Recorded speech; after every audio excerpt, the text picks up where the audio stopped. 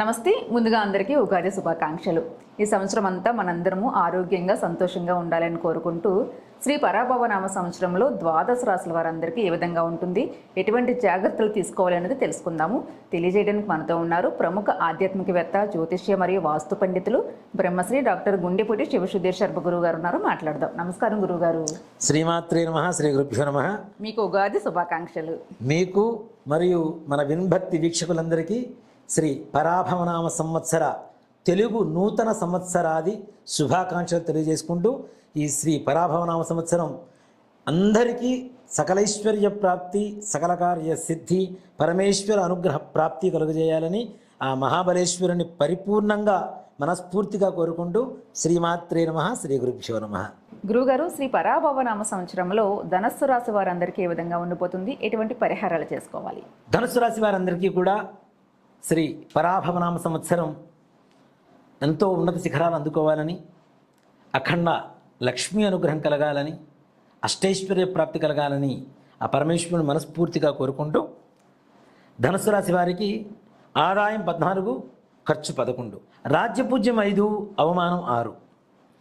ధనుస్సు రాశి వారికి ముఖ్యంగా కొంతకాలం పాటు సప్తమంలో గురుగ్రహ సంచారం, జూన్ తర్వాత అష్టమ స్థాన గురుగ్రహ సంచారం, 4వ స్థానంలో శనీశ్వర సంచారం, 3వ స్థానంలో రాహుగ్రహ సంచారం, 9వ స్థానంలో కేతుగ్రహ సంచారం.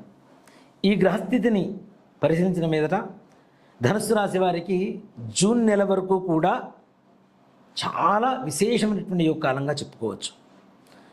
జూన్ తదుపరి ఏదైనా సమస్యలు ఉన్నాయా అంటే కొంతకాలం పాటు మరలా ఆగస్టు వరకు, ఆగస్టు నుంచి మరలా మంచి సంతోషకరమైనటువంటి వార్తలు వినేటువంటి శుభకాలంగా చెప్పుకోవచ్చు. అంతేకాకుండా అనుకున్న పనులు సకాలంలో పూర్తి చేయగలగడం, అంతకుముందు మానసికమైనటువంటి, శారీరకమైనటువంటి ఒక రకమైనటువంటి బద్ధకంతో వదిలేసినటువంటి పనులు కూడా పూర్తి చేసేటువంటి చైతన్యం రావటం, అలాగే ఇంట్లో పెద్దల అనారోగ్య సమస్య నుంచి బయటపడి ఆరోగ్యవంతులుగా సంతోషంగా ఉండడం, ముఖ్యంగా ధనుస్సు రాశిలో ఉండేటువంటి వారికి కూడా అనారోగ్య సమస్య నుంచి బయటికి వచ్చి సంతోషకరమైనటువంటి సంపూర్ణమైనటువంటి ఆయుర ఆరోగ్య ఐశ్వర్యాలతో తొలతూగడం, ముఖ్యంగా ధనుస్సు రాశిలో విద్యార్థులు కూడా మంచి మార్కులు సంపాదించడం, మంచి ర్యాంకులు సంపాదించడం, ఉన్నత స్థానాన్ని పొందడం, క్యాంపస్ సెలక్షన్స్ అని చెప్తుంటారు కదా, ఈ క్యాంపస్ సెలక్షన్స్లోనే ధనుస్సు రాశి వారికి ఉద్యోగ స్థితి రావటం, తద్వారా కుటుంబంలో ఆనందకరమైనటువంటి వాతావరణం నెలకొల్పబట్టం అనేటువంటిది జరుగుతూ ఉంటుంది. అలాగే ధనుస్సు రాశిలో ఉండేటువంటి వ్యాపారస్తుల విషయానికి వస్తే వీరికి మిశ్రమమైనటువంటి ఫలితాలు కలుగుతూ ఉన్నాయి. కొంతకాలం బాగుంటుంది, కొంతకాలం మరలా చిన్న చిన్న సమస్యలతో, పెద్ద నష్టాలు కాదు కానీ, చెప్పుకోదగ్గంత నష్టం కాదు కానీ చిన్న చిన్న నష్టాలతో వ్యాపారాన్ని భర్తీ చేసేటువంటి పరిస్థితులు కనబడుతూ ఉన్నాయి. వృత్తి వ్యవహారాలలో వీళ్ళకు కూడా ఉన్నత అధికారుల నుంచి చీవాట్లు తినేటువంటి పరిస్థితులు కనబడుతున్నాయి. అది కూడా వీళ్ళు చేసేటువంటి తుంటరి పనుల వల్ల యజమానులు ఎవరైతే ఉంటారో వాళ్ళు బాధపడటం, తద్వారా వీళ్ళని మాటలు అనడం, తద్వారా వీరి పరువు నష్టం వాటిల్లటం అనేటువంటిది జరుగుతుంటుంది. కాబట్టి ఆ విషయాల్లో తగిన జాగ్రత్తలు తీసుకోవడం అనేటువంటిది చాలా మంచిది. రాజకీయ నాయకుల విషయానికి వస్తే గెలుపు తథ్యం. గురుడు అష్టమంలో ఉన్నా సరే శుభస్థానంలో ఉన్నాడు కాబట్టి తప్పనిసరిగా రాజకీయపరమైనటువంటి భవిష్యత్తు ప్రణాళిక కావచ్చు, లేదంటే ఎలక్షన్స్లో నిలబడటం, గెలుపు పొందడం అనేటువంటి విషయాల్లో కావచ్చు, అలాగే ప్రజల ప్రేమ ఆదరణ పొందడం కావచ్చు, అభిమానం పొందడం కావచ్చు, ఉన్నత అధికారుల మన్ననలు పొందుతూ ఉన్నత పదవులు పొందేటువంటి విషయంలో కావచ్చు, వీరికంతా కూడాను జయంగా ఉంటుంది, శుభం చేకూరుతుందని చెప్పుకోవచ్చు. అలాగే రియల్ ఎస్టేట్ వ్యాపారస్తులకు కూడా ఈ రాశిలో ఉండేటువంటి వారికి అఖండమైనటువంటి ధనయోగం కలగబోతుంది. కాకపోతే ముందుగా జూన్ నుంచి ఆగస్టు వరకు ఉండేటువంటి ఆ 3 నెలల 2 నెలల కాలంలో మాత్రం చాలా జాగ్రత్త వహించాల్సి ఉంటుంది. ఎదురు వాళ్ళ ఆలోచనల పట్ల మీరు ఎక్కువగా అత్యుత్సాహం చూపించేసి దాంతో విపరీతమైనటువంటి డబ్బులు ఖర్చు పెట్టి ఇన్వెస్ట్మెంట్ చేసి నష్టపోయేటువంటి అవకాశం ఉంది. కాబట్టి ఆ 2 నెలలను మినహాయించి మిగిలిన కాలాల్లో చాలా విశేషమైనటువంటి యోగం కలుగజేసేటువంటి అవకాశం కనబడుతూ ఉన్నది రియల్ ఎస్టేట్ రంగం వారికి. రైతుల విషయానికి వస్తే వీళ్ళు ఎప్పుడు చల్లగా ఉండాలని కోరుకుందాం. తప్పనిసరిగా మంచిగా శ్రేయోదాయకంగా ఉంటుంది వీళ్ళకి వ్యవసాయం కూడాను. పాడి పంటల వలన సంపూర్ణమైనటువంటి ధనయోగం కలుగుతుంది.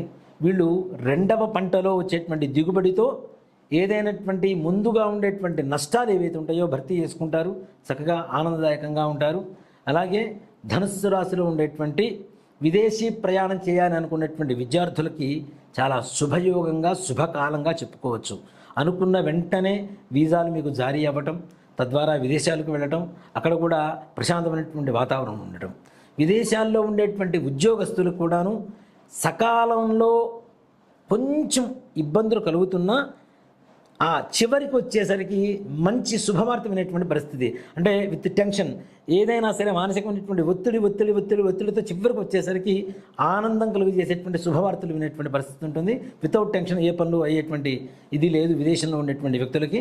అలాగే ఉద్యోగస్తులకు కూడాను ప్రమోషన్స్తో కూడుకున్నటువంటి బదిలీలు వీళ్ళకి కొంతవరకు లాభాన్ని చేకూరుస్తాయి, కొంతవరకు నష్టాన్ని చేకూరుస్తాయి. ఇష్టం లేనటువంటి ప్రదేశాలకు బదిలీలు కావటం, తద్వారా అక్కడ వాతావరణం కావచ్చు, ఆహార విషయాల్లో కావచ్చు ఇబ్బందులు పడాల్సినటువంటి పరిస్థితులు రావడం.